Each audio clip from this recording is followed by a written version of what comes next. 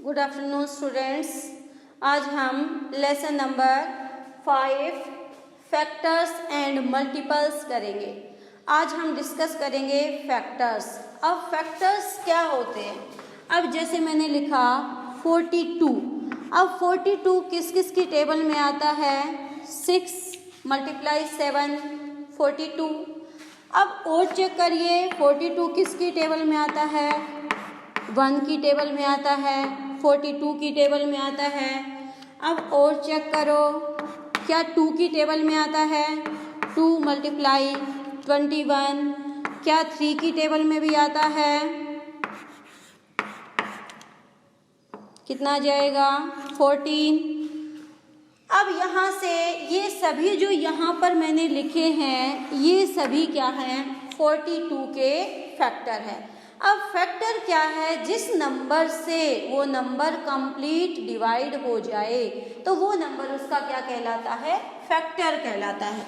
अब मैंने कहा आपसे कि 42 के फैक्टर कौन कौन से हैं बताइए। तो क्या क्या जाएगा? सबसे पहले ऑर्डर वाइज लिखेंगे 1 2 3 के बाद क्या है? 6 7 14 21 42। ये सभी क्या हैं? 42 के फैक्टर्स हैं। यानी कि जो 42 है वो इन सभी नंबर्स की टेबल में आता है, इसलिए सभी नंबर्स इसके क्या कहलाते हैं? फैक्टर्स कहलाते हैं। अब आपसे कहा कि 42 के कितने फैक्टर्स हैं? 1 2 3 4 5 6 7 8। तो 42 के कितने फैक्टर हुए? 8 हुए। अब देखिए सबसे पहले आपसे पूछा जाए कि क्या 1 सभी का फैक्टर होता है? यस। अब जैसे मैंने लिख दिया 1। अब 1 के कितने फैक्टर होंगे? ओनली 1। 1 ही एक ऐसा नंबर है जिसका सिर्फ एक ही फैक्टर है 1। उसके अलावा जितने भी नंबर हैं, जैसे मैंने लिख दिया 13। अब 13 के फैक्टर क्या क्या होंगे? 13 कैसा नंबर है? प्राइम नंबर है। अब 13 के फैक्टर क्या क्या हुए? 1 and 13। अब ये कैसे नंबर था? कंपोजिट नंबर था। अब इसके फैक्टर क्या हो गए? 2 से ज़्यादा हो गए। अब सबसे पहले आपको डेफिनेशन क्लियर होनी चाहिए कि प्राइम नंबर क्या है, कंपोजिट नंबर क्या है, इवन क्या है, ओड क्या है। अब इवन क्या होते हैं? इवन वो नंबर है जिसके जो हमारे को देखते ही जैसे 2 4 6 8 उसके बाद 10 12 14, यानी कि जो 2 की टेबल में आते हैं वो सभी कैसे नंबर कहलाते हैं? इवन नंबर कहलाते हैं। और जो 2 की टेबल में नहीं आते वो सभी कैसे नंबर हैं? ओड नंबर हैं। ओड नंबर में क्या क्या आ जाएंगे? 1 3 5 7 9 11 13 15। ये सभी कैसे नंबर हैं? ओड नंबर हैं। और ये कैसे हैं? इवन नंबर हैं। अब इवन और ओड क्लियर हो गया। और ये हमारे पास क्या थे? फैक्टर थे। किसके? फैक्टर ऑफ 42 के। ये फैक्टर किसके हैं? 1 के। ये फैक्टर किसके हैं? 13 के। अब मैं पूछूं एक नंबर के जो फैक्टर है सबसे लिस्ट फैक्टर क्या होगा? 1। और सबसे ग्रेटेस्ट फैक्टर क्या होगा? वो नंबर खुद होगा। और जितने भी नंबर होंगे वो सारे के सारे उससे क्या होंगे? छोटे होंगे। ये फैक्टर्स हैं। अब फैक्टर्स करने के बाद आता है इवन नंबर हो गया, ओड हो गया। उसके बाद आता है प्राइम नंबर। अब प्राइम नंबर क्या है? A number is divisible by 1 and itself. ऐसे नंबर जो 1 से और अपने आप से डिवाइड होते हों वो क्या कहलाते हैं? प्राइम नंबर कहलाते हैं। जैसे 13 क्या है हमारे पास? प्राइम नंबर है। ये या तो 1 की टेबल में आएगा या 13 की टेबल में आएगा।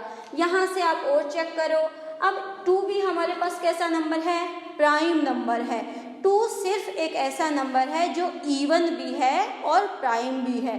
2 को छोड़ के कोई भी नंबर ऐसा नहीं है जो इवन हो और प्राइम हो। ओनली 2 ही ऐसा नंबर है जो इवन है और प्राइम है।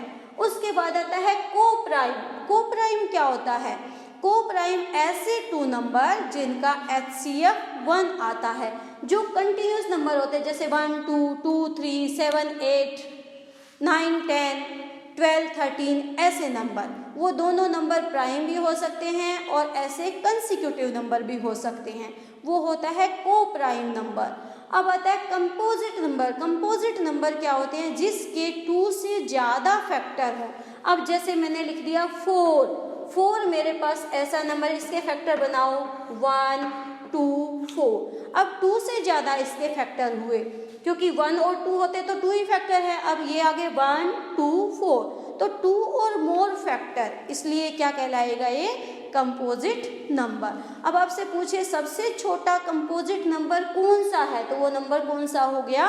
4 हो गया सबसे छोटा कंपोजिट नंबर। अब जैसे 1 है, 1 के लिए हम करेंगे 1 कैसा नंबर है? 1 ओड तो है ही।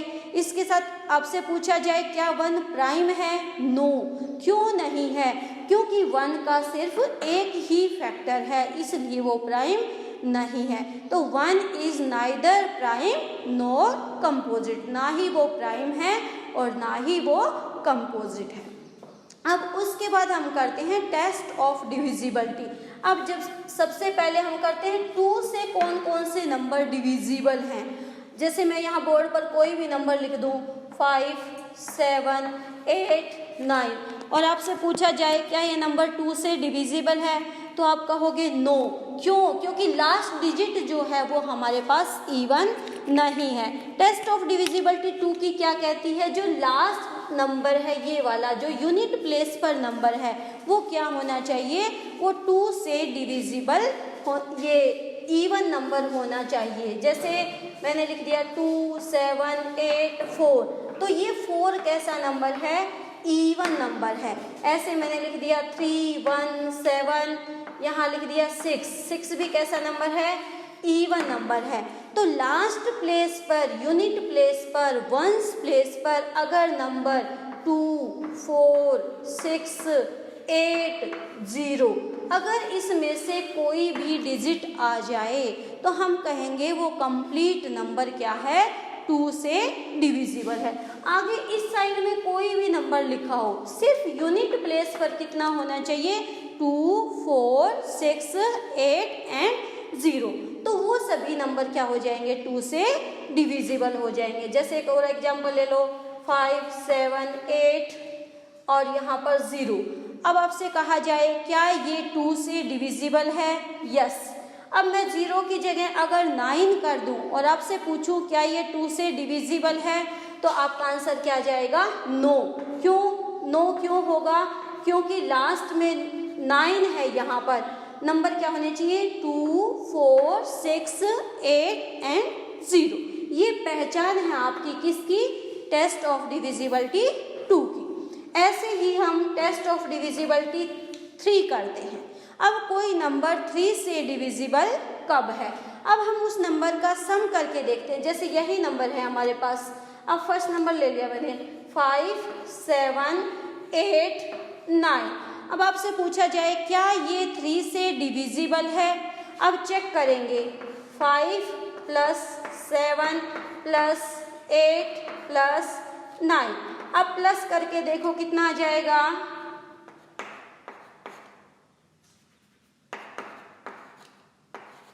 अब ये आया 29।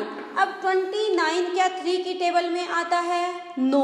तो इसीलिए नंबर 3 से डिविजिबल नहीं है। अब जैसे और एग्जांपल ले लेते हैं, मैंने लिख लिया 1 2 3 0। अब आपसे पूछा क्या ये 3 से डिविजिबल है, तो इसको भी सम करके देखेंगे 1 + 2 + 3 + 0, तो कितना मिला? 6 मिला। अब 6 क्या 3 की टेबल में आता है? यस। तो इसीलिए ये नंबर क्या है? 3 से डिविजिबल है। अब 3 से डिविजिबिलिटी के बाद हम करेंगे 4 से डिविजिबल। कोई नंबर 4 से डिविजिबल कब है? अब जैसे 2 से डिविजिबिलिटी के लिए हमने चेक किया कि जो लास्ट प्लेस है वो क्या होना चाहिए? इवन नंबर होना चाहिए 2 4 6 8 0। अब उसके बाद टेस्ट ऑफ डिविजिबिलिटी 4। अब 4 के लिए हमारे को लास्ट 2 डिजिट देखना है, जैसे मैंने लिख दिया 2 3 4 6। अब टेस्ट ऑफ डिविजिबिलिटी किसका है? 4 की। अब क्या 46 4 से डिविजिबल है? नो, क्योंकि 46 4 की टेबल में नहीं आता। एक और एग्जांपल ले लेते हैं 1 2 3 4। क्या ये 4 से डिविजिबल होगा? नो। और ले लेते हैं 3 4 1 2। अब लास्ट में 1 2 ये इसकी 4 की टेबल में आता है, 4 3 जा 12, तो इसका आंसर क्या आ जाएगा? यस।